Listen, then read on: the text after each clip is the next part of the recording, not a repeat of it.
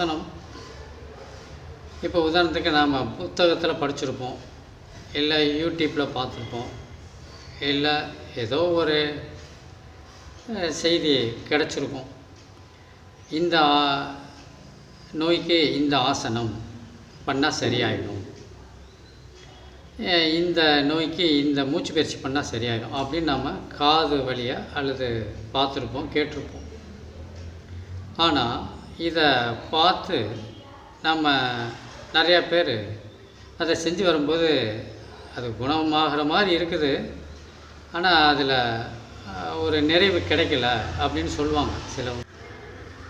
சர்க்கரை நோய்க்கு இந்த ஆசனம் தான், இதை நான் பார்த்தேன், படித்தேன், அதை பண்ணேன், ஆனால் குறையுது, ஆனால் திருப்பி அந்த சுகர் அளவு கூடுது, அதில் நிறைவு இல்லை அப்படின்னு யோகாவில் இருக்கிற அந்த ஆசனங்களை பற்றி சொல்லுவாங்க. இந்த இடத்துல நம்ம முக்கியமாக கவனிக்க வேண்டியது, புத்தகத்தில் பார்க்குறது படிக்கிறதெல்லாம் ஒரு ஆவரேஜாக போட்டிருப்பாங்க, அவ்வளோதான். சுகர்னால் இந்த ஆசனம் பண்ணால் சுகரு குறையும், அளவு நார்மலாக வரும்னு எழுதியிருப்பாங்க. ஆனால் நாம் அதை அப்படி எடுத்துக்கக்கூடாது.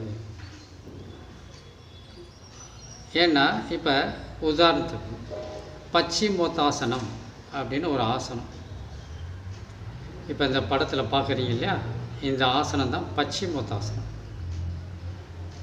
இந்த ஆசனம் தினமும் செய்து வர வர சர்க்கரை நோய் அந்த அளவு கட்டுக்குள்ளே வரும். இது அனுபவத்தில் நிறைய பேர்த்த பார்த்துருக்கோம், நம்ம அந்த பயிற்சியை கொடுத்துருக்கோம். இது அளவு முறை அந்த சர்க்கரை நோய்க்கான அளவு சமநிலைக்கு வருது. அப்போ நாம் இதை பார்த்து புத்தகத்திலையோ இல்லை டிவிலேயோ இல்லை யூடியூப்லேயோ அதிலையோ பார்த்து நம்ம பண்ணுறோம், சரிதான். ஆனால் நம்ம ஆராய்ச்சி பண்ணணும். இப்போ அவருக்கு அல்சர் இருக்குதுன்னு வச்சுக்குவோம்.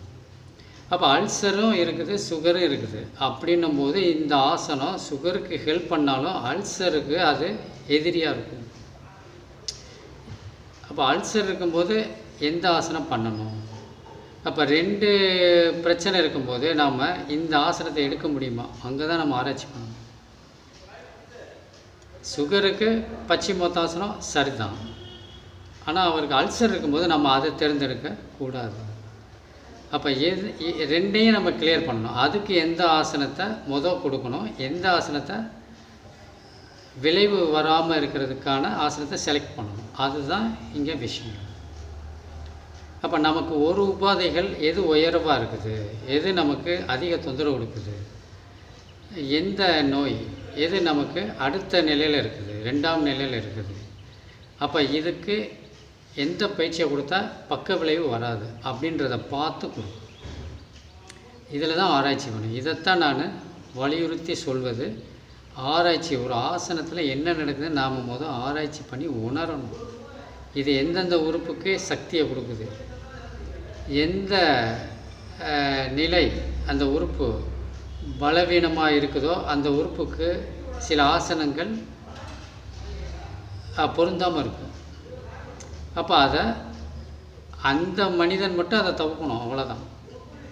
அப்போ எல்லா மனிதனும் இது சுகருக்கான ஆசனம்னு செய்து வர முடியாது. நம்ம உடம்புக்கு எந்த ஆசனம் பொருந்தது அப்படின்றத அதுக்கு தான் ஆராய்ச்சி.